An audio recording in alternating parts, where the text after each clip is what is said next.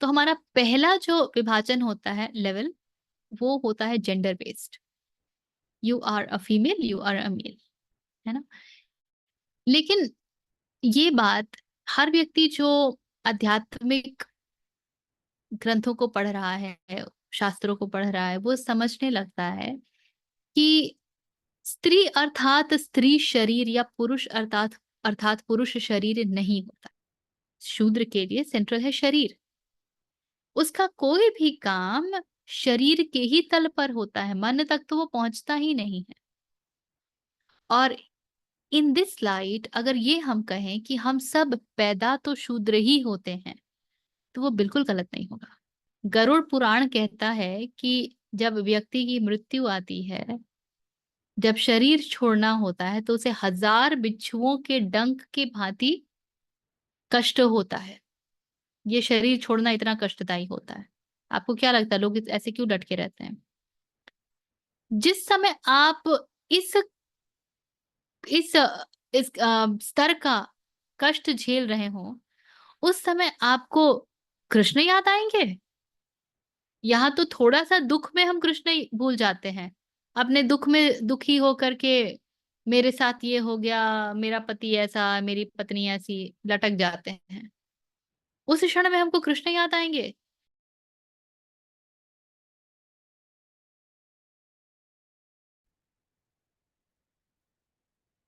Please close your eyes, take a deep breath and observe silence for a little while.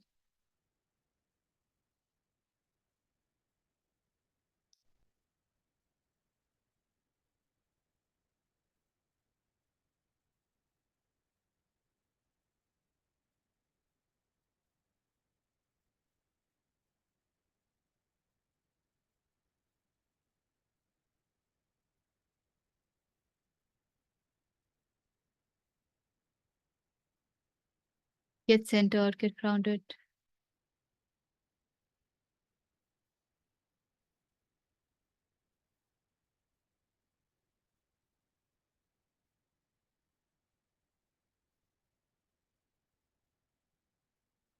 May we be blessed with divine intervention.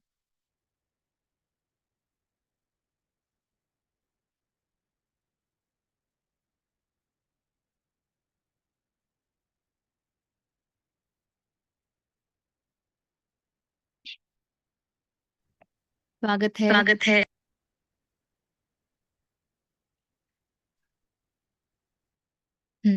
तो 9वां अध्याय, आखिरी के 3 श्लोक रह गए थे, जिसको कि आज हम देखेंगे, और इसके साथ 9वां अध्याय समाप्त होगा।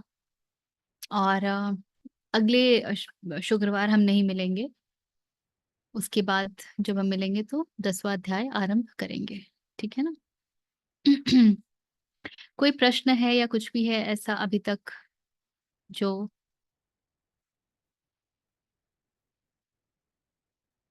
कुछ भी नहीं है? चलिए फिर आगे बढ़ते हैं। पिछली बार हमने देखा कि कृष्ण हमें कह रहे हैं कि कोई यदि अधर्मी होता है, तो भी यदि वो अनन्य भक्ति करता है कृष्ण की, तो कृष्ण तक पहुंच जाता है। क्योंकि यदि कोई अनन्य भक्ति करता है, तो वो बहुत दिन तक अधर्मी नहीं रह सकता है। कुछ ही समय में वो धर्मात्मा में परिवर्तित हो जाता है। इसको आप कृष्ण कृपा भी कह सकते हैं। और यहाँ तक हमने देखा था, और इसके आगे देखिए 32 में कुछ बहुत ही महत्वपूर्ण और मजेदार कृष्ण कह रहे हैं। शील जी पढ़ेंगे? शील हाँ जी जी, पढ़ रहा हूँ। खोए हुए पढ़ रहा हैं। हूँ, पढ़ रहा हूँ। माम ही पार्थव व्यपाश्रित्य ये पापयोनयः स्त्रियो वैश्यास्तथा शूद्रास्तेऽपि यान्ति परां गतिम्। माम ही पार्थ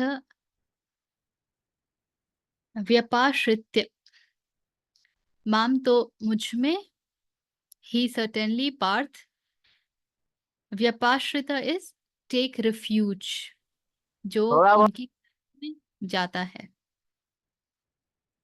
ये अपि स्युः पाप योनः, ये अपि जो जो भी स्युः पाप योनः, जो पाप योनि के होते हैं वो भी यदि, और पाप योनि के कौन कौन है? स्त्रियः, वैश्यः तथा शूद्रः। इसमें इन्होंने 3 का नाम लिया है, स्त्री, वैश्य और शूद्र। ते अपि यान्ति पराम गतिम्, उन्हें भी परम गति प्राप्त होती है। For taking refuge in me, they also Parth, who might be of inferior birth, women, Vaishya as well as Shudra, even they attained to the supreme God. और भगवत गीता में इसमें गीता प्रश्न में कहते हैं, हे अर्जुन, स्त्री, वैश्य, शूद्र तथा पाप योनि, चांडाल आदि जो कोई भी हो, वे भी मेरे शरण होकर परम गति को ही प्राप्त होते हैं। ये बहुत ही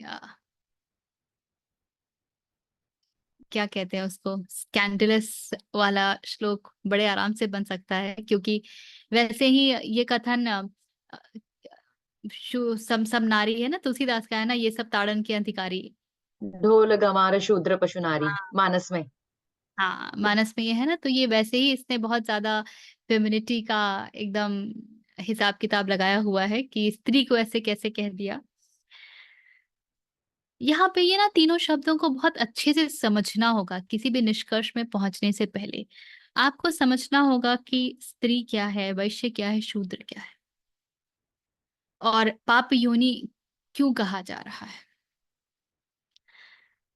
एक बात जो सबको समझनी चाहिए वो ये कि ये स्रोत है जहां से सबका उद्गम हुआ, प्रकृति आई, जन्म हुए, तो यहाँ से it's like this is now scattering into many, है ना, this one is scattering into many, और अंततः ये पूरा वापस स्कैटर होकर के वापस वन में ही चला जाता है। तो इट्स अ डायमंड, एक पॉइंट से शुरू होते हैं, एक बिंदु से शुरू करते हैं, आरंभ होता है, और उसके बाद अनेक हो जाते हैं, और फिर वो सब जाकर के एक बिंदु में मिल जाते हैं।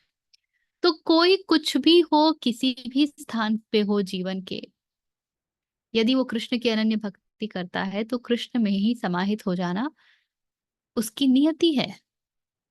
कृष्ण किसी को भी ये नहीं कहते हैं कि यू आर नॉट।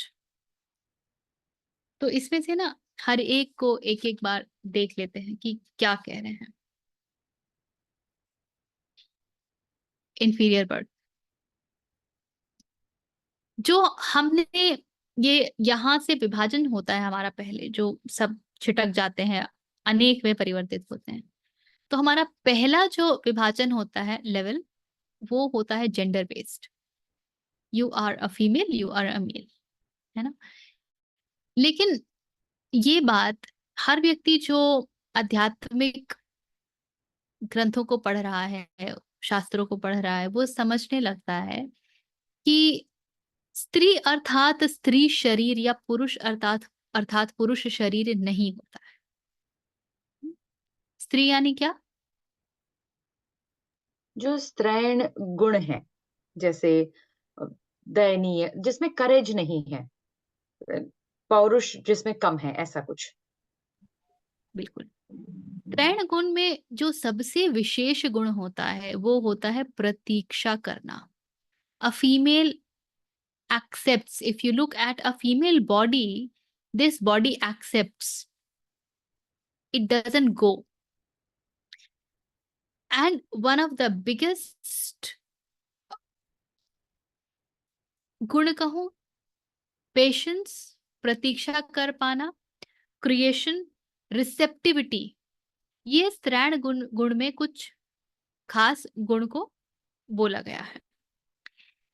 लेकिन क्या ऐसा ऐसा है क्या कि जो पुरुष शरीर होता है उसमें रिसेप्टिविटी नहीं होती है, उसमें पेशेंस नहीं होता है, संयम नहीं होता है? ऐसा तो नहीं है, कम होता है, लेकिन होता है ना।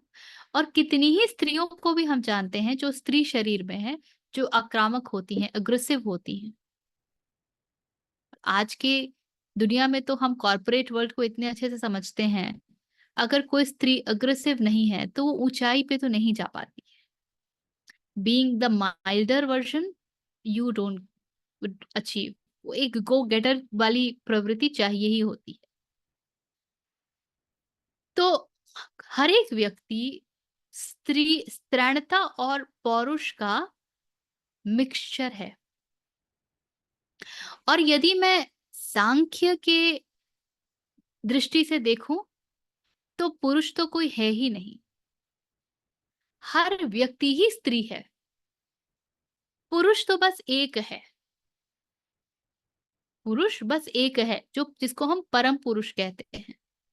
उसके अलावा शारीरिक रूप में जिसको हम पुरुष कह लेते हैं वो एक अलग विषय है, किंतु शरीर सब कुछ थोड़ी होता है। तो हम सब स्त्रियां हैं। और मीरा का प्रसंग हमने कई बार कहा है कि वृंदावन में एक मंदिर में उनको जाना होता है और उन्होंने भिजवाया है संदेश वहां के पुजारी को कि मैं आ रही हूँ। तो पुजारी उन्हें संदेश में उत्तर देते हैं कि इस मंदिर में सिर्फ पुरुषों का ही आना अलाउड है, स्त्रियों का आना वर्जित है।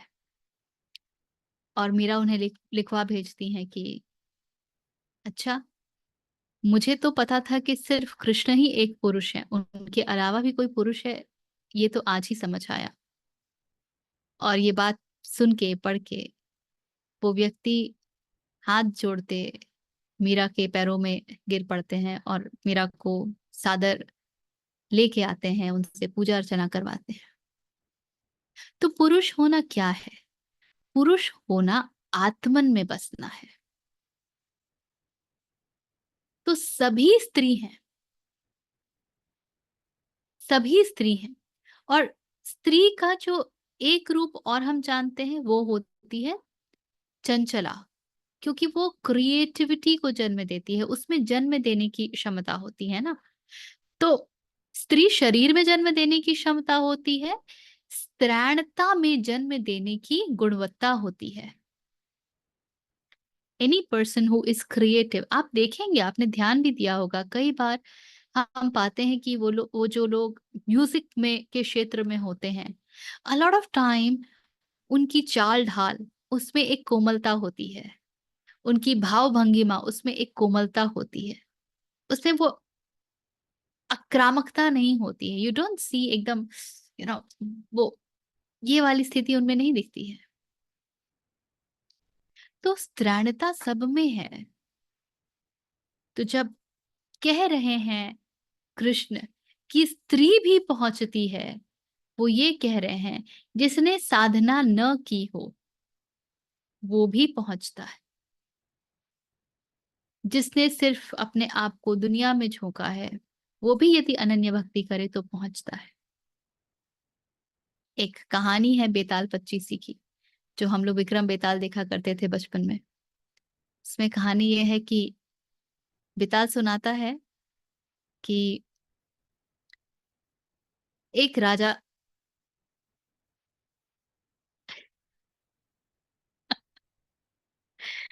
अभिषेक जी ध्यान न भटकाएं। तो कहानी ये कहती है कि एक राजकुमारी थी जो अति सुंदर थी और तीन राजकुमार उसे पसंद करने लगे, तीनों ही विवाह करना चाहते थे। किंतु कुछ ऐसा हुआ कि वो राजकुमारी मृत्यु को प्राप्त, जब मृत्यु को प्राप्त हुई तो तीनों असबस अब क्या करें। तो एक तो वहीं बैठ के रोने लगा कि अरे ये तो चली गई, अब मेरी पत्नी चली गई, अब मेरा क्या होगा, मैं तो अकेले हो गया, वगैरह वगैरह।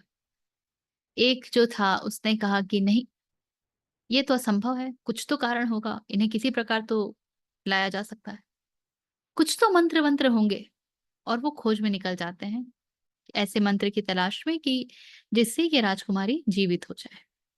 और एक और जो तीसरा था वो सोचता है कि अरे ये जब तक कुछ इंतजाम करें, प्रबंध करें, इस शरीर को तो बचना चाहिए ना, ये तो सड़ जाएगा, तो शरीर को बचाने के लिए लेप वगैरह लगाना या जो कुछ भी है वो सब प्रबंध करते हैं ताकि शरीर को बचाया जा सके। हालांकि कार्य असंभव मालूम पड़ता था, किंतु कुछ मंत्र का प्रबंध हो गया और ये सीख वीख करके साधना करके आए राजकुमारी को जीवित करने। राजकुमारी जीवित भी हो गई, बड़ा हर्षोल्लास। सोचते हुए आ रहे थे कि पता नहीं हड्डी वड्डी क्या बची होगी, आके बड़ा प्रसन्न कि चलो किसी ने उनके शरीर की रक्षा की है, मंत्र फूका, राजकुमारी जीवित, बड़ा हर्षोल्लास। लेकिन प्रश्न तो वहीं का वहीं खड़ा था ना, कौन करेगा विवाह इनसे। तो विक्रम से पूछता है बेताल कि बोल विक्रम, किससे विवाह करना चाहिए इससे, इस लड़की को, इस राजकुमारी को किससे विवाह करना चाहिए। तो विक्रमादित्य कहते हैं, बेताल, जिसने उसको मंत्रोच्चार से पुनर्जीवित किया वो तो उसके पिता समान हो गया, क्योंकि उसने उसको जीवन दिया, तो वो तो विवाह कर नहीं सकता है। जिसने उसके शरीर की रक्षा की, उसने उसके अंतिम संस्कार जैसे सारे कार्य किए, तो वो तो पुत्रवत हो गया, वो भी विवाह नहीं कर सकता है। तो विवाह किससे होगा, वो जो बैठ करके, जिसे लग रहा था कि मेरी दुनिया उजड़ गई, मेरी दुनिया उचट गई, और वो विलाप कर रहा था, उससे विवाह होता है। तो ये है स्त्रैणता। आपने कुछ नहीं किया, अनन्य भक्ति की, कुछ नहीं किया, अनन्य भक्ति की, तो कृष्ण आपको अवश्य प्राप्त होंगे। इसीलिए स्त्री को भी कृष्ण प्राप्त होते हैं, या स्त्री भी कृष्ण को प्राप्त हो जाती है, ऐसे कहें ज्यादा उचित है। अब आते हैं वैश्य शूद्र वगैरह वगैरह पे। तो हम जानते हैं कि हमारे यहाँ जो वर्ण भेद हुए वो क्यों हुए, क्यों हुए? कॉग्निटिव to एबिलिटी manage के the हिसाब society. से, स्किल्स के हिसाब, गुणों के हिसाब से। गुणों नहीं, स्किल सेट के हिसाब से। गुण मतलब good will convert into the skill set. तो जो जिस काम के लायक है, जहां पर वो अपना मैक्सिमम थ्रूपुट देगा, उस हिसाब से उसका वर्ण निर्धारित होगा। आज की तारीख में जैसे teachers, doctors, engineers, right, they are giving some throughput, right, then उनके वर्ण की व्यवस्था में उनका नाम दूसरा हो जाएगा। ओके। एक ना बहुत इंटरेस्टिंग एनालॉजी मैंने अभी सुनी थी कि you take birth in that kind of profession to fight something, like if you want to fight laziness, you get born as शूद्र। एंड अगर आपको लाइक इस तरह से था कुछ, अगर आपको अज्ञानता को फाइट करना है तो आप टीचर बनोगे। आई डोंट नो उसका क्या था और उससे कुछ रिलेशन है भी या नहीं है, बट कुछ ऐसा था। I don't know if this is right. इसको थोड़ा सा विस्तृत रूप से समझते हैं, थोड़ा सा समय देते हैं इसको। हम सब जानते हैं कि वर्ण व्यवस्था जन्म के अनुसार नहीं थी, कार्य के अनुसार थी। तो हम सबका एक नेचुरल ट्रेट होता है ना कि कौन, किसका रुझान किस तरफ होता है। किसी का रुझान विज्ञान की तरफ ज्यादा होता है, किसी का इतिहास की तरफ ज्यादा होता है, किसी का लिटरेचर की तरफ ज्यादा होता है, अलग अलग। तो किसी का कॉमर्स की तरफ ज्यादा होता है, तो अलग अलग रुझान होते हैं, उसके अनुसार अलग अलग कार्य है। पहले तो इतना आईटी वाईटी सब, इतने वैरायटी ऑफ वर्क तो थे नहीं। किसान अ, खेत चला जोत रहा है, मोची है, अ, साफ सफाई करने वाले हैं, बिजनेस व्यापार के लोग हैं, लड़ाई करने वाले हैं, और पढ़ाई लिखाई से संबंधित कार्य, मोटा मोटी ये कुछ था। बहुत पहले मैं एक बार कभी ओशो पढ़ रही थी, तो बहुत इंटरेस्टिंग उन्होंने इसका अर्थ समझाने का प्रयास किया था। हम सब जानते हैं कि हम जन्म लेने समय एक ब्लूप्रिंट क्रिएट होती है कि हम इस जन्म में, इस शरीर के द्वारा हम किन किन कर्मों का लेखा जोखा समाप्त करेंगे, कौन कौन से कर्म हम प्रारब्ध रूप में इस जन्म के लिए चुनते हैं, ठीक है। और उसके अनुसार हम वैसे माता पिता चुनते हैं जो हमको उस प्रकार के वातावरण दे सकें जहां हम अपने इन कर्मों का लेखा जोखा कर सकें। यदि मुझे वैसा वातावरण ही नहीं मिलता है, मान लीजिए मुझे बहुत दरिद्रता झेलनी है और मैंने जन्म ले लिया एक बहुत धनाढ्य परिवार में, तो मैं दरिद्रता झेलना कहाँ सीख पाऊंगी। तो मुझे वैसे ही माता पिता चुनने होंगे जो मुझे वो वातावरण दे सके, वैसा परिवार दे सकें, वैसी शिक्षा दे सकें, जहां पर जो प्रारब्ध मैंने चुना है उसको मैं भोग सकूं। तो ओशो कहते हैं कि वर्ण व्यवस्था का सबसे मुख्य कारण यही था कि जो ब्राह्मण है बहुत क्लियर हो जाए कि भाई जो इस घर में पैदा होता है या जो इस माता पिता को पैदा होता है उसको बचपन से ही शास्त्रों का अध्ययन वगैरह करना सुलभ हो जाता है। उसको फाइट नहीं मारनी है एकलव्य की भांति कि भाई मेरा गुरु कौन होगा, मुझे कोई सिखाएगा कि नहीं सिखाएगा, मैं कहाँ ढूंढूं। उसको वो वातावरण मिल गया, मेरे पूर्व जन्म के संस्कार हैं, मैंने काफी ज्ञान अर्जित किया, उसको लेके मैं आई हूँ और मुझे वैसा वातावरण ही ना मिले तो पता चलेगा मेरे जीवन के 20 वर्ष मुझे इसी में लग गए कि मुझे ये समझ में आए कि अरे मुझे तो आध्यात्मिक उन्नति करनी थी। तो यदि मैंने ब्राह्मण के घर में जो उस समय में आध्यात्मिकता में ही संलग्न होते थे वहां जन्म लिया तो मेरे लिए चीजें सुलभ हो गई।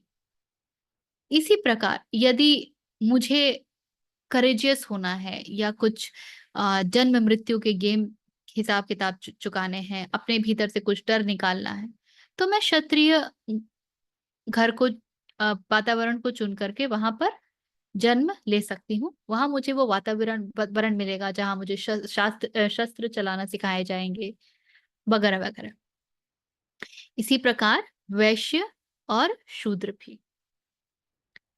ये कारण था वर्ण व्यवस्था को क्रिएट करने का, जैसा ओशो समझाते हैं। और लॉजिकल देखिए तो लगता भी है, बिकम्स इजी ना। हम नॉर्मली देखते हैं ना कि जिस घर में गायक वगैरह होते हैं वहां पे सिंगर्स, वहां ऑटोमेटिकली आपके जीन्स में सिंगिंग है, डांसिंग है, पेंटिंग है, डिफरेंट क्रिएटिविटी है। जहाँ पे व्यापार है, जैसे हम कहते हैं ना कि गुज्जूस खून में ही व्यापार है। तो अच्छा, एम आई फ्रोजन और एवरीबडी एल्स इज फ्रोजन? नहीं।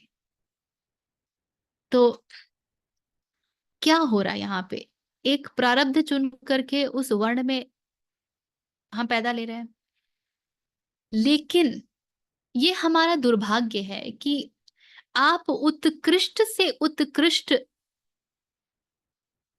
सेटअप क्रिएट करें ताकि हमारा जो जन्म है और हमारी जो यात्रा है वो थोड़ी सरल हो जाए, सुलभ हो जाए और हम उसको अच्छे से कर सकें।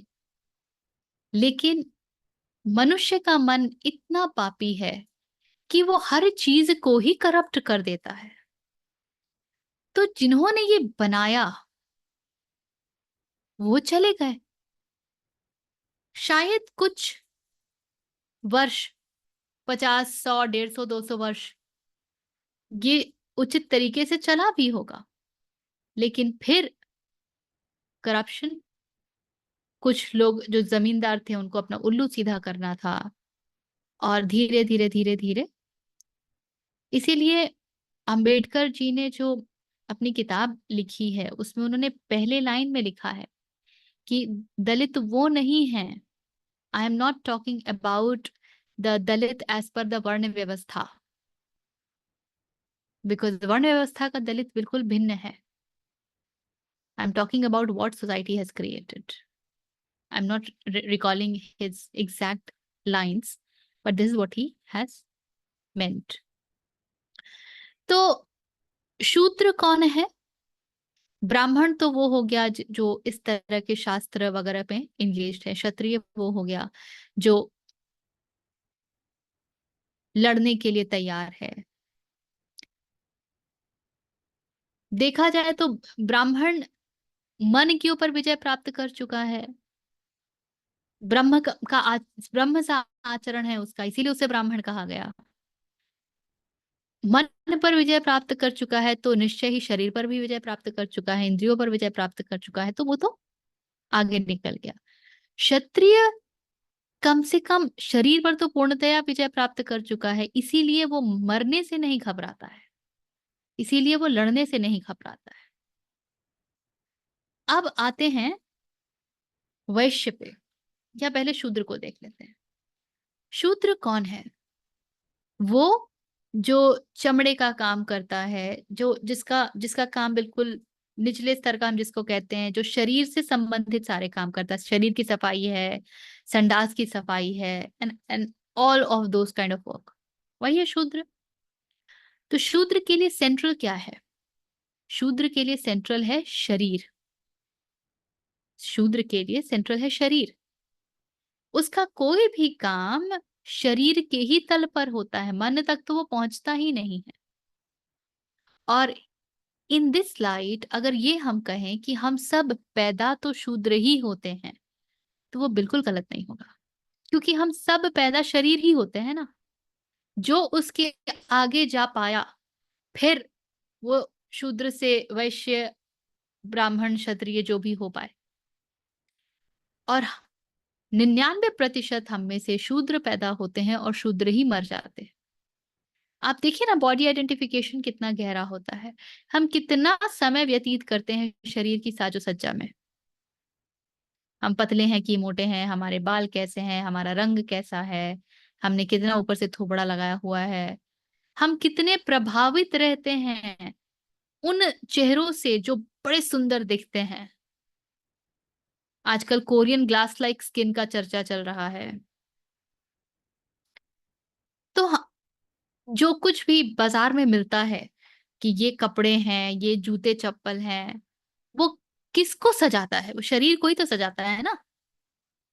और हमारा कितना ध्यान उसके पीछे होता है। एक बड़ा हिस्सा हमारे कमाई का हमारे वार्डरोब को जाता है। सब अंड भंड चीजें हम खरीद करके रख लेते हैं, जिसका कभी प्रयोग भी ना करें। तो शूद्र हम पैदा होते हैं और शूद्र ही मर जाते हैं, शरीर में ही बसते हैं। शरीर की बीमारी में हम पस्त हो जाते हैं। शरीर, जिह्वा, उसको भोजन खिलाने के लिए हमारे सारे इंद्रियां अच्छा देखें, अच्छा सुने, अच्छा सूंघें, फ्रेग्रेंस,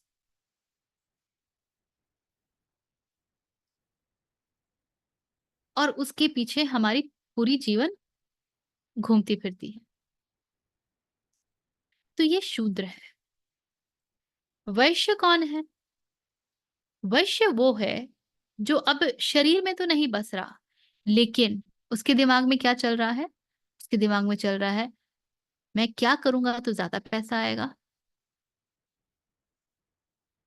और उसका मन तीव्र गति से दौड़ रहा है। तो वैश्य कहाँ बस रहा है? मन के तल पर बस रहा है।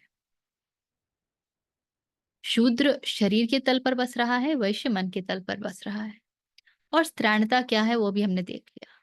तो कृष्ण कहते हैं कि स्त्री, शूद्र और वैश्य भी यदि उनकी अनन्य भक्ति करते हैं तो वे भी कृष्ण को यानी ब्रह्म को प्राप्त होते हैं, उनको भी परम गति मिलती है।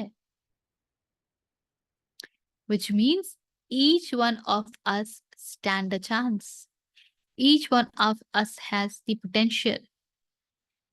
यहाँ पर महत्वपूर्ण क्या है?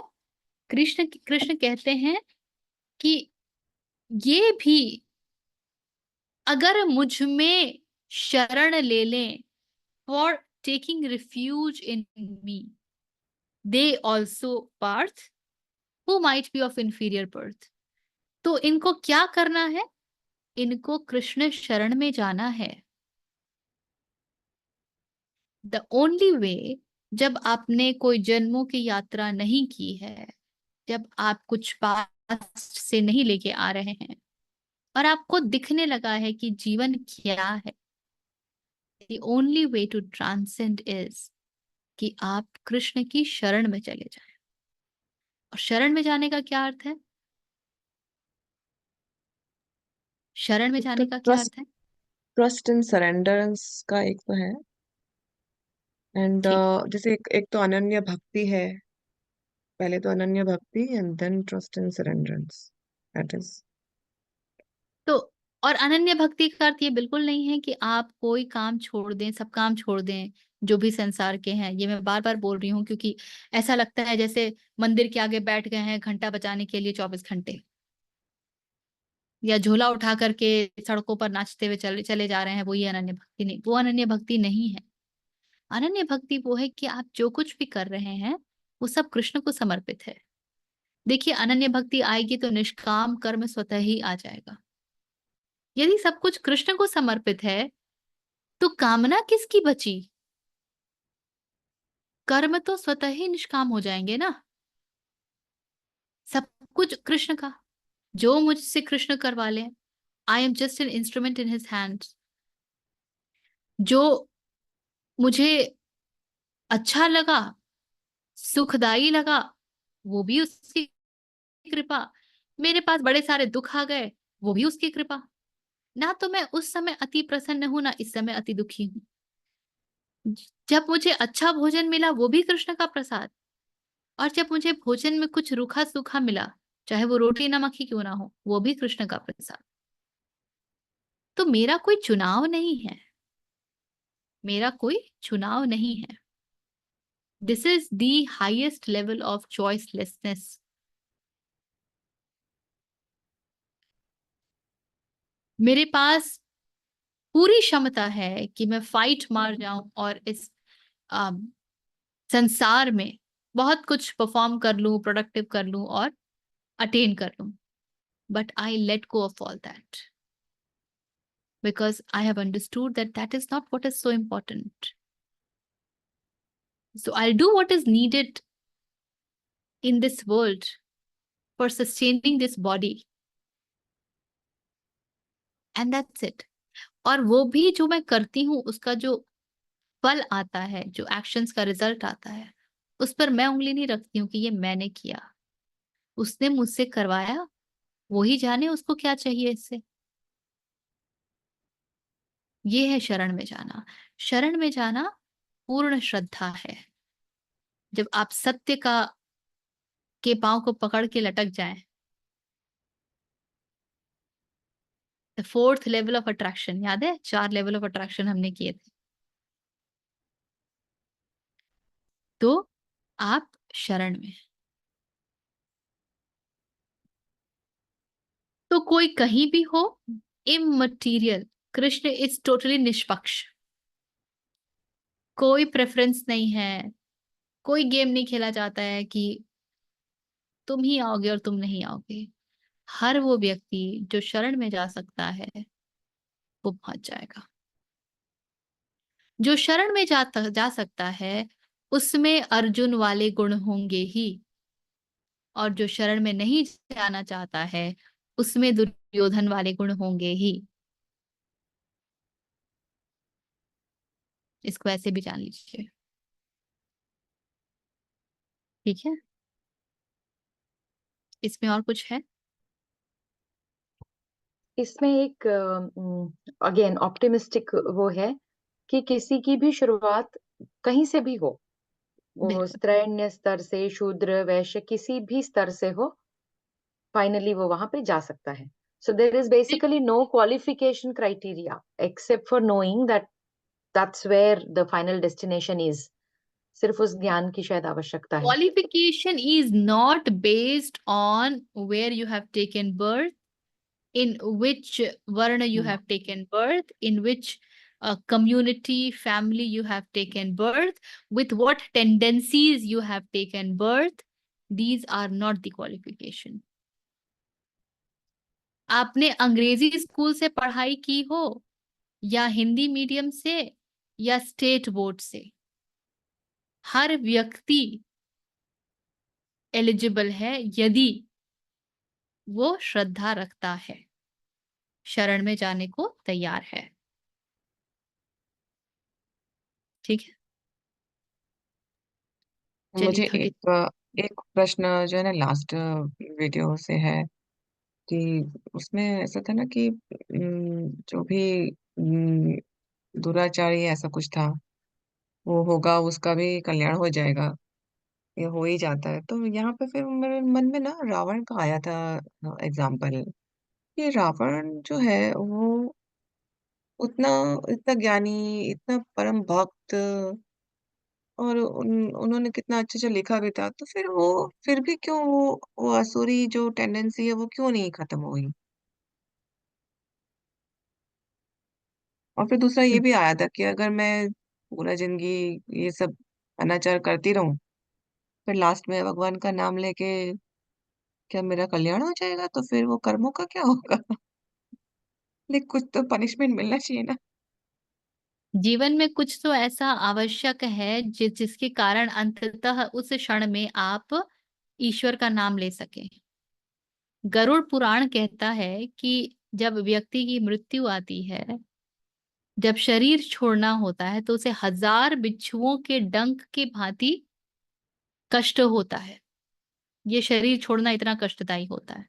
आपको क्या लगता है लोग ऐसे क्यों डटके रहते हैं? जिस समय आप इस इस इस स्तर का कष्ट झेल रहे हो, उस समय आपको कृष्ण याद आएंगे? यहाँ तो थोड़ा सा दुख में हम कृष्ण ही भूल जाते हैं। अपने दुख में दुखी होकर के मेरे साथ ये हो गया, मेरा पति ऐसा, मेरी पत्नी ऐसी, लटक जाते हैं। उस क्षण में हमको कृष्ण याद आएंगे? कृष्ण उसी को याद आते हैं जिसने जीवन भर उनको स्मरण किया हो। अब जहां तक रावण की बात है, तो रावण की पूर्व कथा हम जानते ही हैं कि रावण रावण बना ही क्यों। दो ये थे, क्या था उनका नाम मुझे याद नहीं है। जय द्वारपाल विजय थे। जो विष्णु जय के विजय। द्वारपाल थे। हाँ, द्वारपाल जो थे, उनकी कहानी है। और उन्होंने एक्सेप्ट किया कि मुझे जल्दी आपके पास आना है, तो इसलिए I am okay being not known as a good person. लेकिन आप देखिए तो वो हर क्षण रावण भी राम के नाम से भय खाता था। दिन रात उसके दिमाग में राम का नाम घूमता था। उसको कहते हैं भय स्मरण। एक बहुत इंटरेस्टिंग मैंने ये देखा था, वीडियो में शेयर करूंगी ग्रुप में, कैसे अलग अलग प्रकार से आप ईश्वर का नाम अलग अलग भाव से लेते हैं। Central is you are calling him all the time. तो दैट इज, और रावण की ये महानता थी कि अंत में मृत्यु उसको उनको राम ने दी। वो प्रकांड विद्वान वगैरह हैं, लेकिन मृत्यु किनकी हाथ प्राप्त हो रही है उससे सारी क्वालिटी बदल दी। सारा तामझाम ही इसके लिए था, सारी कहानी ही इसके लिए। ठीक है, और कोई प्रश्न है?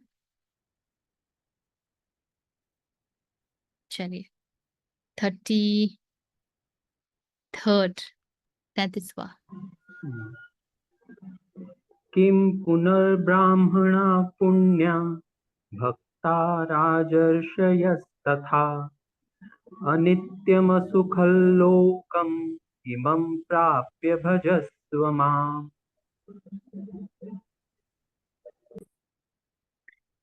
किम पुनः ब्रह्मणाः पुण्या भक्ता, किम व्हाट, पुनः देन। तो जब इसी के आगे बोल रहे हैं कि जब स्त्री और शूद्र और वैश्य भी मुझ तक पहुंच सकते हैं, तो फिर ब्राह्मण और जो पुण्य पुण्य भक्त हैं, वो भक्त जो पुण्यात्मा हैं, उनके तो क्या ही कहने। और जो राजर्षि हैं, जो राज ऋषि हैं, उनके तो क्या ही कहने। राजा ऋषयः तथा अनित्यम असुखम लोकम एवं, ये क्षणभंगुर, ट्रांजिएंट, अनित्य, असुखम लोक है, प्राप्य भजस्व, having achieved even this loka, bhajasva is engaged in devotion, mam me. What then to mention of Punya Brahman and devoted Rajarshi? Having obtained this transient, joyless world, worship thou me, or engaged in devotion unto me.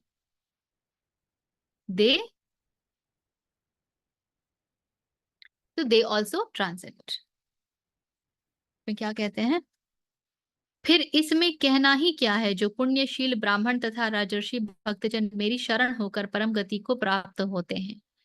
इसीलिए तू सुख रहित और क्षणभंगुर इस मनुष्य शरीर को प्राप्त होकर निरंतर मेरा ही भजन कर। तो जब ये पार लग जाते हैं तो फिर उनका क्या ही कहना, जो पुण्य भक्त हैं, जो ब्राह्मण हैं, यानी जो ब्रह्म रूप में स्थित हो रहे हैं, और जो राज ऋषि हैं। कुछ बहुत इंटरेस्टिंग शब्दों का प्रयोग किया है कृष्ण ने। पहले तो अनित्यम कहते हैं, ट्रांजिएंट, क्षणभंगुर है। ये बात यदि हमको याद रहेगी ना, तो हमारे जीवन में बहुत कुछ परिवर्तित हो जाएगा। यदि हमको बस इतना याद रहे कि ये जीवन, इस संसार में जो कुछ भी हो रहा है वो सब क्षण भंगुर है, एक क्षण में भंग हो जाने वाला है, bubble, and it just burst. अगर हम उस बबल को देख पाने की दृष्टि को कल्टीवेट कर सके, हमारी दुविधा यह है कि हम उस दृष्टि को बहुत कल्टीवेट नहीं कर पाते हैं। हमको संसार की चीजों में बड़ा भरोसा होता है। हमको भरोसा होता है कि ये करेंगे तो ऐसे पैसे आ जाएंगे, वो करेंगे तो मेरा घर बन जाएगा, घर बन जाएगा तो मुझे एक ठोस रहने का ठौर मिलेगा, गाड़ी हो जाएगी तो आने जाने की सुविधा होगी, बच्चे हो जाएंगे तो मुझे बुढ़ापे में देखेंगे। हमको बड़ा भरोसा रहता है। पैसा होगा तो मुझे सम्मान मिलेगा, सम्मान मिलेगा तो हर व्यक्ति मेरे लिए अच्छा अच्छा सोचेगा। हमको इन बातों का बड़ा भरोसा होता है। जबकि तथ्य ये है, स्तर के ऊपर छत हो तो भी आप शायद भाग ही रहे हैं, उस छत का कभी सुख भोग ना सके। गाड़ी तो है जो आपको यहां से वहां ले जाए, लेकिन इतने आपके पास संदेश आते हैं कष्टप्रद कि कभी आप उस गाड़ी का सुख नहीं भोग सकते। आपको ये भरोसा तो है कि सम्मान प्राप्त हो गया, पैसे प्राप्त हो गए तो सम्मान प्राप्त हुआ, और मुझे एक I feel safer, I feel more. लेकिन उसी सम्मान के कारण किसने आपके यहाँ, कौन सा, किसकी हत्या हो गई, कौन सा लूटपाट हो गया, सामान पे दाग लगाने का प्रयोजन हो गया, अब बचाते फिरे सामान को। तो जिस सामान से जो उम्मीद थी वो तो मिला ही नहीं। बहुत इंटरेस्टिंग एक पॉडकास्ट मैंने देखा था। This lady, she was a senior journalist, not senior journalist but very famous journalist। कहती है कि मैंने तो तय ही नहीं किया था कि मुझे जर्नलिज्म करना था, मैं तो लॉ स्टूडेंट थी। और जब मैं नई नई इसमें आई और मैंने एडिटर से पूछा कि सर मैं कौन सा बीच लूं, मतलब कौन सा फील्ड लूं जर्नलिज्म में, तो उन्होंने कहा क्योंकि तुम्हारा लॉ है अ, तो तुम क्रिमिनल इस पे चली जाओ, बीट पे चली जाओ, क्राइम बीट पे चली जाओ। कह रही थी कि मेरे पास उस समय मेरे स्पीड डायल पे, ये तब की बात है जब हमारे पास वो बटन वाले फोन हुआ करते थे, तो स्पीड डायल पे बड़े बड़े politician, SP, superintendent of police, उन सबके नंबर, एक कॉल, मेरे पास सबका अप्रोच था। मुझे तो लगता था कि मैं ही भगवान हो गई हूँ। हेडलाइंस लिखा करती थी मैं न्यूज़पेपर में, मेरे लिखे हुए हेडलाइंस छपते थे, मेरी पूछ थी हर जगह। मुझे तो लगा कि मैं ही भगवान हो गई हूँ, तो भगवान को लगा कि चलो इसको बताने का समय आ गया है। And then she talked about कि एक सीनियर जर्नलिस्ट का खून होता है, एंड शी वाज, और बिकॉज क्राइम बीट में थी तो काफी अंडरवर्ल्ड के लोगों को भी इंटरव्यू किया करती थी, दाऊद वगैरह सबसे मिली थी एक दो बार। एक सीनियर सीनियर जर्नलिस्ट का खून होता है उनकी, और she is framed into this. बात उड़ती है कि एक फीमेल जर्नलिस्ट इन्वॉल्व है इसमें। कहती है कि मैं खुद ही अपने एडिटर से पूछती थी कि सर कौन इन्वॉल्व हो सकता है इसमें। सब कहते थे कि पता नहीं कौन। मुझे क्या पता था कि ये तो मेरे बारे में सब चल रही है बात। जिस पेपर में मैं हेडलाइंस लिखती थी उस पेपर की मैं हेडलाइन बन गई। जिस जेल में जाकर के मैं स्टोरी कवर किया करती थी, मैं उस जेल की स्टोरी खुद बन गई। सिंगल मॉम थी, बेटे पे क्या प्रभाव पड़ा, कैजुअल टॉक्स में जो अपना लाइफस्टाइल उसने किसी को कभी बताया था, कैसे उसने उसको बिल्कुल उसके अगेंस्ट लिख करके सब छाप दिया कि अगर ये लाइफस्टाइल वो मेंटेन करती थी तो सोचो कि कहाँ से पैसे आते होंगे, and a lot of such things. तो राजा से रंक बनने में कोई समय नहीं लगा, तो बड़ा सम्मान पाया। उस समय तो लगा कि बस पहुंच गई, हो गया, और क्या चाहिए। लेकिन क्या वाकई हो गया? समय ने दिखा दिया ना। तो इस संसार में हम जिसकी अपेक्षा करते हैं कि इससे मुझे ये मिल जाएगा, इससे मुझे वो शांति मिल जाएगी, इससे मुझे नित्यता मिल जाएगी, एक परमानेंसी मिल जाएगी, मेरा गारंटी है, सेटलमेंट हमारा बड़ा कॉमन शब्द है, बच्चे सेटल हो जाएं, हम सेटल हो जाएं, फिर हम ये कार्य करेंगे। कुछ भी वो सब हमको प्राप्त नहीं होता है। तो कृष्ण इसे अनित्यम कह रहे हैं, जो ट्रांसिएंट है, क्षण भंगुर। और ये सदा दिखते रहना बहुत आवश्यक है। ये आपको ना बेकार के नॉनसेंस कामों से मुक्ति दिलाएगा। यदि आप इसको याद रख सकें, it will help you pull yourself out of all those nonsense stuff that you are stuck into. और आपको लगता है मैं कैसे इससे बाहर निकलूं, मेरे पास तो टाइम ही नहीं है मेडिटेशन करने का, मेरे पास तो टाइम ही नहीं है सत्र अटेंड करने का, मेरे पास तो टाइम ही नहीं है कुछ ऐसा पढ़ने का, किसी ऐसे को सुनने का, ऐसे किसी रिट्रीट में जाने का, किसी के सानिध्य में बैठने का। ये करूंगी थोड़ा बच्चे सेटल हो जाए तब करूंगी, थोड़ा ये प्रमोशन मिल जाए, अभी वो ना घर का इंटीरियर हो रहा, वो इंटीरियर कंप्लीट हो जाए फिर करूंगी। यदि क्षण भंगुरता याद रहे तो वो आप कहेंगे कि इंटीरियर होता रहेगा, कि महत्वपूर्ण है। इसके बाद कहते हैं कृष्ण असुखम। ये बहुत दिलचस्प शब्द है। कृष्ण दुखम नहीं कहते हैं, कहते असुखम। बुद्ध ने कहा संसार दुख है, यही कहा ना। That's the first Tenet of Buddha, the first principle जो चार उन्होंने दिए। पहला, संसार दुख है, और फिर उन्होंने दुख का कारण बताया, दुख क्यों है, क्योंकि अटैचमेंट है। उसके बाद फिर वो अटैचमेंट से बाहर निकलने का उपाय बताते हैं। लेकिन कृष्ण संसार को दुख कह ही नहीं रहे हैं, कह रहे हैं कृष्ण संसार असुख है, असुखम, अनित्यम, असुखम। क्या अर्थ है इसका? इसका अर्थ ये है कि संसार दुखपूर्ण हमारे लिए इसलिए हो जाता है क्योंकि हम सुख की मांग करते हैं, और संसार में सुख नहीं मिल सकता। जब आप सुख की मांग छोड़ देंगे, संसार स्वतः ही दुखदाई होना बंद हो जाएगा। यदि हमें सुख की तलाश ही ना हो तो दुख आएगा ही कहां से? द्वैत के दो सिरे एक साथ चलते हैं, हमको अलग अलग दिखते हैं। मुझे लगता है कि ये नौकरी यदि मुझे मिल जाएगी तो सुख मिल जाएगा, पर उसको पाने के लिए और उस नौकरी को वैसा बचाने के लिए जो मुझे भोगना पड़ता है वो दुख नहीं है तो और क्या है। ये हमेशा याद रखिएगा कि हमारा पेमेंट जो है ना हमारे लाइफ के थ्रू होता है। कोई भी चीज का जो हम पेमेंट करते हैं that is through our life, because our life only is our own. हमारे श्वास ही हमारे पास सिर्फ हैं, जिसका हम कहाँ प्रयोग कर रहे हैं ये हमारे हाथ में है। आप जब 8 घंटा 12 घंटा 20 घंटा किसी कार्य को देते हैं तो आपने अपने 8 घंटे का जीवन 12 घंटे का जीवन 20 घंटे का जीवन उस कार्य को दे दिया। इसलिए ये बोध बहुत महत्वपूर्ण है कि मैं समय कहाँ दे रही हूँ, क्यों दे रही हूँ, किस अपेक्षा से दे रही हूँ, क्या मुझे 20 घंटे देने की आवश्यकता भी है।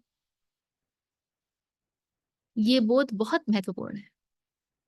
तो कृष्ण कहते हैं असुखम, सुख की इच्छा न रखो तो दुख नहीं आएगा। तो वे सभी जो इस क्षणभंगुर और असुख जॉयलेस संसार में आ गए हैं, वे भी जब कृष्ण के डिवोशन में रत रहते हैं तो वे भी उनको प्राप्त कर जाते हैं। ठीक है, एनीथिंग इन दैट? चलिए फिर 34 देख बहुत लेते ही हैं जो तुच्छ सा पॉइंट है, नॉट हाँ ग्रेट, बोलिए। बट आया है तो बोल देती हूँ।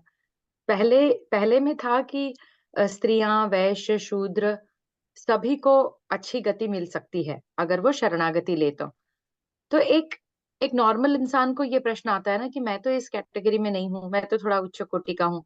तो therefore to address that also कि अगर आप ब्राह्मण भी हो तो भी it's, I think that is how शास्त्र में एक वो लिखने की शैली होती है to cover the whole basis. So it's that sort of a point that I पहले wanted तो to make. जिसको ये लगे कि भाई मैं तो उस श्रेणी में नहीं हूँ, स्त्री शूद्र, और आज के समय ऐसे बहुत कम लोग हैं जो उस श्रेणी में नहीं हैं। 99% उसी श्रेणी में है। तो पहले अपनी श्रेणी को रीचेक करें और उसके बाद यदि लगता है कि उस श्रेणी को वाकई नहीं है, बिलोंग करते हैं, तो दूसरी श्रेणी में भी एक स्कोप है। तो चरण तो पकड़ने ही पड़ेंगे, समर्पित तो होना ही पड़ेगा, श्रद्धा तो रखनी ही पड़ेगी, सत्य की ओर मुख तो करना ही पड़ेगा।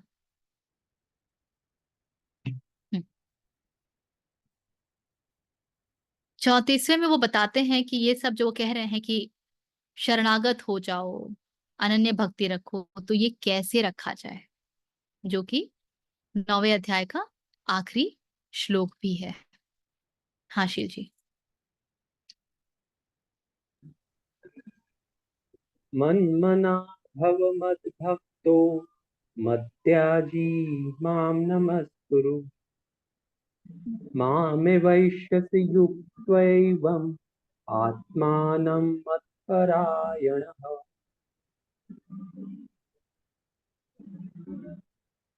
मन मना इज मत मनः, मत मनः मतलब मन के भीतर उन कृष्ण का ही ध्यान हो, मत आपके मत में, आपकी मति में सदा कृष्ण का ही वास हो। भव मत भक्त्यो, भव इज द भाव, भव इज, सॉरी नॉट भाव, भव इज बी। हम कहते हैं ना दीर्घायु भव, तो वो हो बी। तो always a mind filled with me, be मत भक्त्यो, बी हु माई डिवोटी। मत याजी, याजी कहते हैं वो जो उनकी पूजा कर रहे हैं, वर्शिप कर रहे हैं उनको। माम नमस्कुरु, और मेरी पूजा करते हुए मुझे नमस्कार अर्पित करो। माम एव एष्यसि, मी अलोन एष्यसि is you will come. Yuktva evam atmanam. And how will you come to me alone? Yuktva, having been yukta. How? Atmanam, hriday se. Mat parayanaha. And having dedicated to me, taking me as a supreme goal. So, fill thy mind with me, be my devotee, worship unto me, bow down to me. Thus, having your heart yukta with me, taking me as a supreme goal, thou shall come to me.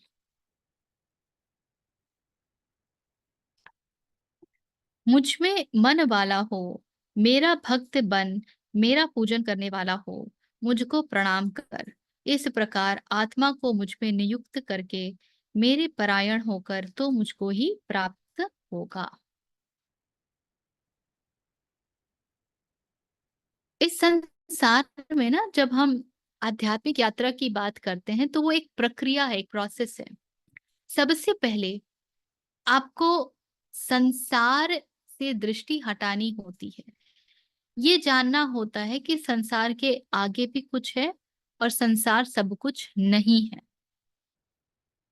So the first is knowing that this world is not everything.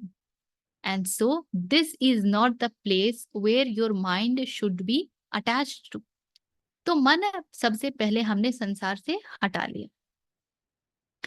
इसके बाद हमारी खोज आरंभ होती है। अब हम जिज्ञासु बन जाते हैं, अब हम इंक्वायरर बन जाते हैं, हम जानना चाहते हैं। अब हमारे भीतर पात्रता का जन्म होता है और उस पात्रता के कारण जितना बड़ा हमारा पात्र होता है उसी प्रकार का गुरु हमको या मेंटोर हमको क्षण क्षण में मिलता रहता है। और इसके पश्चात आप जैसे जैसे इस मार्ग पर आगे बढ़ते जाते हैं और आप इसकी भीतर घुसते जाते हैं और आप समझने लगते हैं कि अंततः पहले मैं चॉइसलेस था क्योंकि संसार में बसा हुआ था मेरा मन, मुझे सब कुछ संसार में ही दिखता था, तो संसार मेरे साथ जो कर ले। उसके बाद मेरे पास चॉइस आया। जब चॉइस आया, मैं चुनाव करने की स्थिति में आई, तब मैंने चुना कि संसार नहीं परमात्मा। तब मेरी जिज्ञासा आरंभ हुई, तब मैंने खोज किया, तब मैंने हर क्षण अपने आप को चुना। इस विकल्प का मैंने प्रयोग किया कि संसार नहीं प्रभु, संसार नहीं सत्य, संसार नहीं परम। ये दूसरा हुआ। और फिर से एक चॉइसलेसनेस की स्थिति आ गई, जहां पर मुझे ये समझ में आ गया कि समर्पित रहे बिना कोई उपाय नहीं। हर कुछ जो यहाँ हो रहा है, nothing is a coincidence, everything is, ये जो कुछ भी हमारा डूइंग है ना, जैसे माँ ज्ञान रखती हैं, पारुल जी विल रिमेम्बर, उस डूइंग के नीचे एक हैपनिंग चल रही होती है। हमको भले लगता हो कि हमने किया हो, but all that happens because of the universal process, हमारी इच्छा से नहीं होता है। तो वहां पर भी चॉइसलेसनेस होती है। I can not forget the way सदगुरु सेज, उनसे पूछा जाता है कि आपका और शिव का क्या रिश्ता है, आप उनकी पूजा करते हैं। And with such great fondness he says, I am his slave, you should listen to what he is saying. जो भाव है ना, ओ माय गॉड, शिव मुझे कारागृह में डाल दे, मैं कारागृह में खुश हूं और शिव का नाम लेके नृत्य कर सकता हूँ। शिव मुझे अपार संसार में कार्य करने को छोड़ दें और कहे कि ये तुम्हारे कार्य, मैं वो भी कर सकता हूँ। एक क्षण में मुझसे सब कुछ ले जाए, वो भी तो शिव का ही, जो दे दिया वो भी तो शिव का ही। तो एक स्लेव प्रश्न नहीं करता है, वो सिर्फ मालिक का हुक्म बजाता है। That's what being a slave is. तो समर्पण आता है। ये चॉइसलेसनेस फिर चॉइस अगेन चॉइसलेसनेस। तो कृष्ण कहते हैं कि ये अंत वाला जो चॉइसलेसनेस है ना, वहां आ जाओ। अपने मन को संसार में नहीं, मुझ में लगाओ। मुझ में यानी सत्य में लगाओ, कृष्ण की मूर्ति में नहीं लगानी है, सत्य में लगाना है, सत्य की ओर दृष्टि करनी है, सत्य के लिए समर्पित रहना है, सत्य की ही आराधना करनी है। हमारे लिए तो संसार में आराध्य बहुत कुछ है, पैसा है, पोजीशन है, रिश्ते हैं, हर चीज। हम जैसे कहते हैं ना, आजकल स्कूल भी बिजनेस का स्थान हो गए हैं और स्टूडेंट्स कस्टमर हो गए हैं। पहले स्कूल में स्टूडेंट एक डिसाइपल था, शिष्य था। एक टीचर दो थप्पड़ भी लगाता था तो शिष्य को बर्दाश्त करना था, और माता पिता भी कह देते थे कि जो हरकतें हैं थप्पड़ तो पड़नी ही है। लेकिन आज वो यदि छू भी दे तो मोर्चा लेके माता पिता पहुंच जाए। तो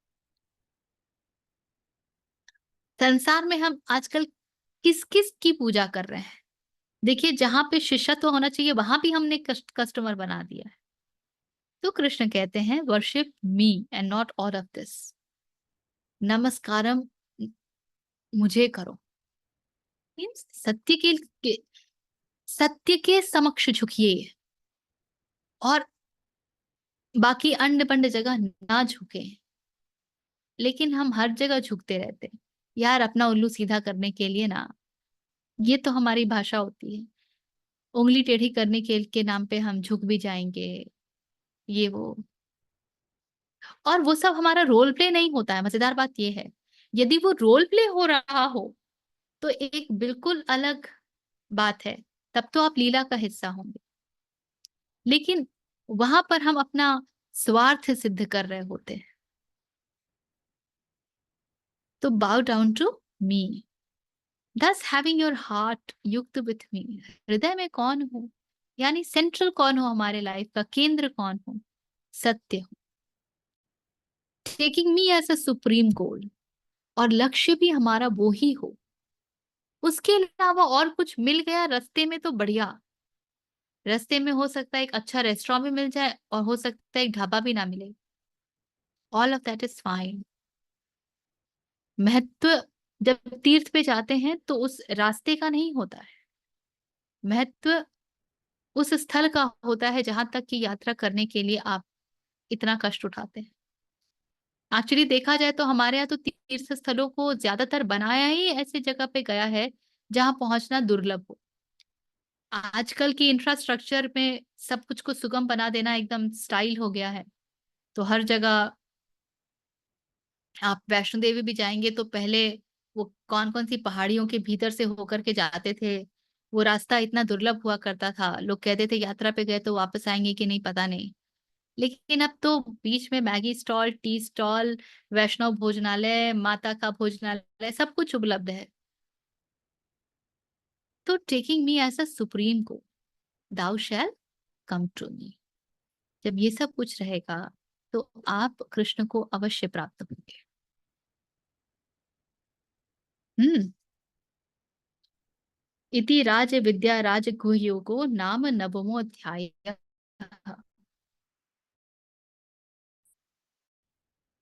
the kingly knowledge and kingly secret. बताइए, कोई प्रश्न है, कुछ है जो बताना चाहते हैं, कोई अनुभव, एनीथिंग? आपको अनम्यूट करना होगा आभा जी। इसमें गुह्य ये था कि भगवान अपने तक कैसे पहुंचना है ये बता रहे हैं। that is why this राज द विद्या सो ब्रह्म कॉल्ड, विद्या। हाँ, द सो कॉल्ड गुह्य इज एक्चुअली ऑल ओपन। लेकिन कहते हैं ना, जो बिल्कुल सामने होता है वो ही नहीं दिखता है। That which is obvious is missed. कई बार हम कहते हैं ना, अरे ये तो सामने तो था, ये दिखा कैसे नहीं। ये वैसा गुह्य है, सब कुछ ओपन बुक है, फिर भी हमारे पल्ले नहीं पड़ता, इसलिए गुह्य है। इसलिए नहीं क्योंकि ये कोई बहुत सीक्रेटिव बात है, किसको नहीं पता है कि भक्ति करनी है, किसको नहीं पता है कि सरेंडर करना है, समर्पण करना है? कोई करता है क्या? फिर भी वो करने में कितनी जान लगती है ना। पता नहीं, मैं सरेंडर कर दूं, छोड़ दूं, ये मिलेगा कि नहीं मिलेगा, फिर क्या होगा। इसलिए ये गुह्य है। एक क्वेश्चन आता है कि सरेंडर यानी कोई चीज आपको फाइट तो करना है, which is rightfully yours in a professional world, in a व्यवहारिक world. You don't become a doormat and you don't accept somebody snatching your rights. लेकिन जब आपको लग रहा है कि सारे हाथ पैर मार के भी कुछ हो नहीं रहा है, तो वहां पर आपको उस समय के लिए वो चीज एक्सेप्ट करनी है, राइट? सो वो जो एक बैलेंस है ना, कि कहाँ पर सरेंडर, कहाँ तक पुश करना और कहाँ सरेंडर करना है, वो समझ कैसे आनी है। You don't want to be saying okay, everything is acceptable. At the same time, you don't want to be pushing too hard on everything that it has to turn my way. तो वो कैसे समझना है? कुछ वर्ष पहले I went to Jim Corbett. वहां पे we had a home stay, और उस व्यक्ति के पास 4 मस्त कुत्ते थे, बड़े बड़े, एकदम शेर के जैसे बड़े। They're very beautiful. They were generally asking and he was giving them dog food. तो हमने पूछा कि डॉग फूड क्या वाकई, is it really nutritious? Is it really worth the money you spend on it? Then his reply, he said, बहुत सालों तक इस बात से लड़के कि डॉग फूड देना जरूरी नहीं है, देना जरूरी नहीं है, आई अंडरस्टूड कि ये जरूरी है, and I see the change in the health of the dogs. तो हम बहुत जिद करके, बहुत लड़ भिड़ करके, देन वी अंडरस्टैंड कि नहीं हो सकता। हमने अपनी पूरी ताकत लगा दी, इससे ज्यादा हमारी ताकत नहीं है। This is my 100%। I can't do it. I need some blessing, I need some grace, so surrender. Surrender की पूरी प्रक्रिया में कहीं भी नहीं कहा जा रहा है कि आप कर्म छोड़ दीजिए। सरेंडर कर्म का नहीं किया जाता है, सरेंडर कर्ता का किया जाता है। करने वाले की जो भावना है ना कि मैंने किया, मैं कर सकती हूं, उसका सरेंडर होता है। सरेंडर अहंकार का होता है। यदि मुझे खाना बनाना है तो खाना बनाना है, ये अहंकार कि मैं ही क्यों बनाऊं, and I am the great cook, and I am the sought after cook, इसका परित्याग करना होता है। इसका नहीं कि मैं खाना क्यों बनाऊं, मुझे काम करना है, इस शरीर को सस्टेन करने के लिए 4 पैसे कमाने हैं, और उसके लिए मैं नौकरी में भी जाऊंगी और वो सब नाटक में कर लूंगी। सरेंडर वो नौकरी नहीं करनी है। सरेंडर वो भाव करना है कि देखो मैं कितनी इफेक्टिव हूँ, कितनी प्रोडक्टिव हूँ, मेरे बिना तो कंपनी का काम ही नहीं चलता है। ओफो, हर कुछ के लिए तो सब मेरे ही पीछे पड़े होते हैं। मुझे प्रमोशन मिल गया, मेरी इतनी सैलरी बढ़ गई, मुझे इतना बोनस मिल गया, मेरी team the best performing team. इस कर्ता का सरेंडर करना होता है। भले आपको दिखाना पड़ जाए, yes it is my team and I have nurtured the team, क्या भीतर आपके अंदर एटलीस्ट वो सरेंडर है, वो ग्रेटिट्यूड है कि कर तो मैं, दुनिया को तो लगता है कि मैं कर रही हूँ, पर तुम तो कर रहे हो, ये मुझे पता है। तुम्हारे सहयोग के बिना तो होता ही नहीं, तुम्हारी प्रेरणा के बिना तो होता ही नहीं। सो माई फर्स्ट इज समर्पित टू यू। इसका समर्पण होता है। तो फाइट मारने के लिए आपको कोई मना नहीं कर रहा है, लेकिन जब आप समर्पित रूप से फाइट मारेंगे ना, तो आपको ये भी पता होगा कि किस चीज का फाइट मारना कहाँ तक वर्थ है, वो पता होता है। मैं अपने आप से ये ना बड़ा प्रश्न करती थी कि सेल्फ रियलाइजेशन क्या होता है, और अगर रियलाइजेशन होगा तो मुझे कैसे पता चलेगा कि रियलाइजेशन हो गया है? And I just got an answer, it just came कि कभी जब होगा ना तो पता भी चल जाएगा। तो इंसिडेंटली जो मैं गई थी रिट्रीट में, वहां पे somebody asked some similar question, not exactly but some similar question, and the lady जो है उन्होंने कहा, जब प्रेग्नेंट होते हो तो दूसरों से जाके पूछते हो मैं प्रेग्नेंट होगी नहीं, खुद ही ना चिल्ला चिल्ला के बताते हो, पता चल जाता है। It is actually like that, पता चल जाता है। तो जब आप उस राह में होंगी, उस समर्पण में होंगी, आपको पता चल जाएगा कट ऑफ पॉइंट क्या है। कट ऑफ पॉइंट यदि नहीं पता चल रहा है तो अहंकार बहुत प्रबल है, इसीलिए वो कट ऑफ पॉइंट नहीं पता चल रहा है, क्योंकि आप स्वीकार करने को नहीं तैयार है। आपको लगता है कि अच्छा एक बार और कर लेते हैं, वन लास्ट ट्राई, वो लास्ट ट्राई खत्म ही नहीं होता है। एक और जुआ का ट्रायल, जुआरी ऐसे ही होते हैं ना, बस एक और चाल, शायद मैंने जितना हारा वो सब मैं जीत जाऊं। एक और चाल के पीछे और हारते हैं और हारते हैं और हारते हैं, उस एक और चाल में नहीं फंसा जाता है। ये यदि समर्पण होगा ना तो पता चल जाएगा कि ये एक और चाल में फंस रही हूं या नहीं, and you will know time to drop, move on. मैंने तो कितने सारे वेंचर्स को बिल्कुल उसके अंदर घुस के उसको एक तरह का अपना आइडेंटिटी बना के कि हाँ यही तो करना है मुझे, यही तो मुझे आता है, and I have just dropped them. मुझे दिख गया कि पूरा गुच्छी चल रहा है, this is not worth, leave it right away, otherwise lot of wastage of time, lot of wastage of effort, और आप इन्वॉल्व और होते जाएंगे तो जो आपका वो सब जाता है वो तो अलग है। Drop it. कहीं से ना तो ईश्वर की बड़ी कृपा है कि ना तो मुझे पोजीशन का लालच आता है कि अरे मैं तो ऐसी ट्रेनर हूं, लेट इट गो, मैं तो फाउंडर हूं, लेट इट गो, नहीं चाहिए मेरे को वो सब। तो इट बिकम्स वेरी इजी।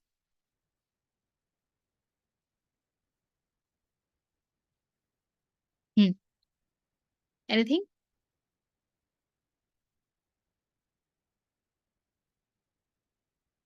चलिए फिर let's do the prayer. Please sit straight, close your eyes. ॐ पूर्णमदः पूर्णमिदं पूर्णात् पूर्णमुदच्यते पूर्णस्य पूर्णमादाय पूर्णमेवावशिष्यते। ॐ शान्ति शान्ति शान्तिः।